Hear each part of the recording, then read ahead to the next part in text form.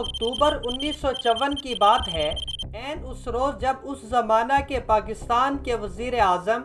محمد علی بوگرا نے white house میں امریکی صدر آئزن ہاور سے ملاقات کی تھی اور پاکستان نے امریکہ کے ایٹم برائے امن یعنی ایٹم فار پیس کے منصوبہ میں شمولیت کے ساتھ جوہری توانائی کے شعبہ میں تحقیق اور ترقی کے لیے جوہری توانائی کے کمیشن کے قیام کا اعلان کیا تھا۔ یہ آغاز تھا پاکستان کے جوہری پروگرام کا، یا دراصل یہ پاکستان کی طرف سے پیمان تھا کہ وہ جوہری توانائی اسلحہ کی تیاری کے لیے استعمال نہیں کرے گا۔ میں ہوں انجینئر حافظ محمد عدنان۔ فلاح کی منی سیریز میں آج ہم بات کریں گے کہ ایٹم فار پیس منصوبہ میں شمولیت کے باوجود پاکستان نے جوہری صلاحیت کب حاصل کی۔ اس زمانہ میں پاکستان میں اس مسئلے پر کافی لے دے ہوئی تھی،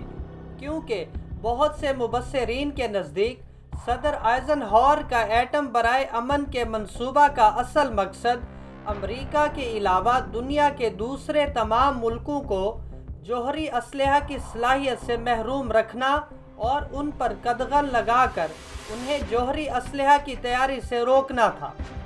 پاکستان کی طرف سے آئزن ہاور کے اس منصوبہ کو تسلیم کرنے پر پاکستان میں بہت سے لوگوں کا ماتھا ٹھنکا تھا، کیونکہ یہ آغاز تھا پاکستان کی طرف سے امریکہ کے قدموں میں خود سپردگی کا۔ اسی کے بعد امریکہ اور پاکستان کے درمیان فوجی، سیاسی اور اقتصادی شعبوں میں ہمہ گیر قربت اور تعاون کا دور شروع ہوا۔ اسی سال پاکستان امریکہ کے 2 فوجی معاہدوں سیٹو اور سینٹو میں شامل ہوا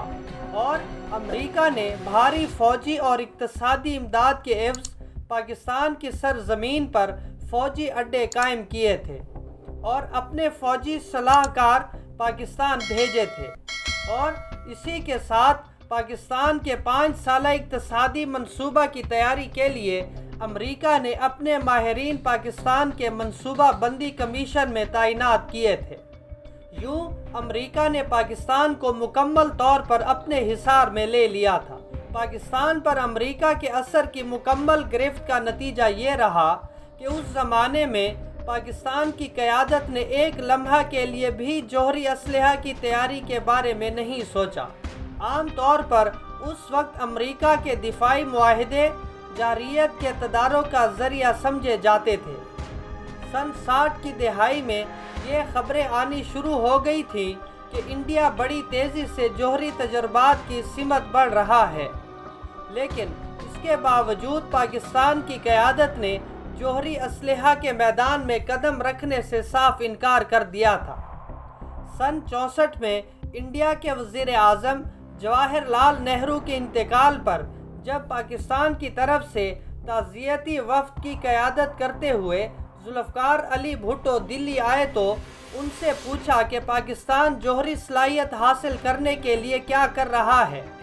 تو ذوالفقار علی بھٹو نے انکشاف کیا تھا کہ سن 63 میں انہوں نے کابینہ میں یہ تجویز پیش کی تھی کہ پاکستان کو جوہری اسلحہ کی تیاری کے لیے پروگرام شروع کرنا چاہیے، لیکن صدر ایوب خان اور ان کے امریکہ نواز وزیر خزانہ محمد شعیب اور دوسرے وزیروں نے ان کی یہ تجویز یکسر مسترد کر دی اور واضح فیصلہ کیا کہ پاکستان جوہری اسلحہ کرنے کی صلاحیت حاصل نہیں کرے گا۔ سن 68 میں جب صدر ایوب خان فرانس کے دورے پر آئے تو اس موقع پر فرانسیسی صدر چارلس ڈی گال نے پاکستان میں جوہری ری پروسیسنگ پلانٹ کی تعمیر کی پیشکش کی تھی، لیکن ایوب خان نے یہ پیشکش ٹھکرا دی۔ یہ مشورہ انہیں ان کے chief of staff general Yahya Khan, صدر ایوب کے اعلیٰ سائنسی مشیر ڈاکٹر عبدالسلام اور منصوبہ بندی کمیشن کے نائب سربراہ ایم احمد نے دیا تھا۔ اس میں شک نہیں کہ یہ ذوالفقار علی بھٹو تھے جو سن 71 میں بنگلہ دیش کی جنگ کے نتیجہ میں پاکستان کے 2 لخت ہونے کے بعد برسر اقتدار آئے تھے اور جنہوں نے پاکستان کو جوہری قوت بنانے کا منصوبہ شروع کیا۔ صدر کے عہدے پر فائز ہونے کے فوراً بعد بھٹو نے ایران، ترکی، مراکش، الجزائر، تیونس، لیبیا، مصر اور شام کا طوفانی دورہ کیا تھا۔ اس دورہ کے دو اہم مقاصد تھے۔ ایک مقصد مسلم ممالک سے تجدید تعلقات تھا اور دوسرا پاکستان کے جوہری پروگرام کے لیے مسلم ملکوں کی مالی اعانت حاصل کرنا تھا۔ دمشق میں اپنے دورے کی اس سلسلہ کے اختتام پر انہوں نے شام کے صدر حافظ الاسد سے کہا تھا کہ ان کا یہ دورہ نشاط الثانیہ کے سفر کا آغاز تھا اور پاکستان کی مہارت اور مسلم ممالک کی دولت سے عالم اسلام جوہری قوت حاصل کر سکتا ہے۔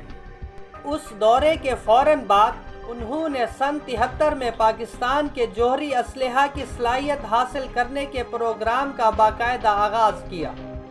اور اس سلسلے میں انہوں نے جوہری توانائی کمیشن کے سربراہ کو تبدیل کیا اور اعلیٰ سائنسی مشیر ڈاکٹر عبدالسلام کو برطرف کر کے ہالینڈ سے ڈاکٹر عبدالقدیر خان کو پاکستان بلا لیا۔